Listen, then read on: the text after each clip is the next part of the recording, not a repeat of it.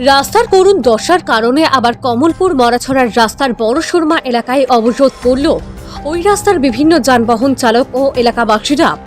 যদিও সুরমা বিধানসভার মণ্ডল সভাপতি সন্তোষ কুমার দাসের আশ্বাসের প্রেক্ষিতে 3 ঘন্টার পর অবরোধ তুলে নেয় যানবাহন চালক ও এলাকাবাসীরা।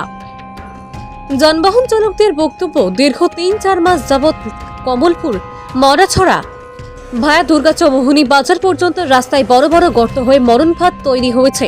প্রতিদিন ছোট বড় দুর্ঘটনা ঘটছে।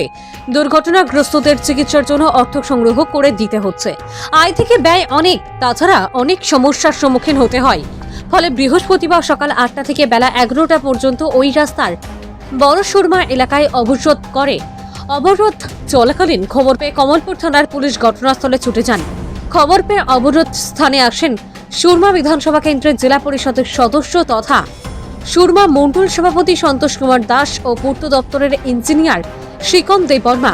ওনারা অবরোধকারীদের সঙ্গে আলোচনা করে আগামী দুর্গাপূজার আগে রাস্তা মেরামত করে চলাচলের উপযোগী করে তুলবেন এবং এরপর এজেন্সি দিয়ে রাস্তা সম্পূর্ণ কাজ করবেন বলে আশ্বাস দিলে অবরোধ তুলে নেয় যানবাহন চালক ও এলাকাবাসীরা। বিগত কয়েকদিন ধরে এই রাস্তাটা অনেক খারাপ কন্ডিশন। গাড়ি ঘোড়া বা টমটম অটো নিয়ে আসা যাওয়া করতে অনেকটা অসুবিধা হয় এবং গাড়িও দু একটা অ্যাক্সিডেন্ট হয়। যাত্রীরাও অনেক ব্যথা পায়, আঘাত গুরুতর আহত হয়। তো এই কারণে সমস্ত গাড়ি চালক এবং এলাকাবাসী মিলে এই রাস্তাটা অবরোধ করেছিলেন। তো আমি এসে কথা বলে ওদেরকে আশ্বাস দিই যে সরকারিভাবে প্রশাসনিকভাবে এই রাস্তা অবরোধ রাস্তার যে কারণে অবরোধ করেছিলেন সেটা সংস্কার করা হবে, এই আশ্বাস পেয়ে ওনারা রাস্তা অবরোধ এখন ছেড়ে দিলেন। আমি সবাইকে ধন্যবাদ জানাই। নমস্কার। বিগত কয়েকদিন ধরে এই রাস্তাটা অনেক খারাপ কন্ডিশন।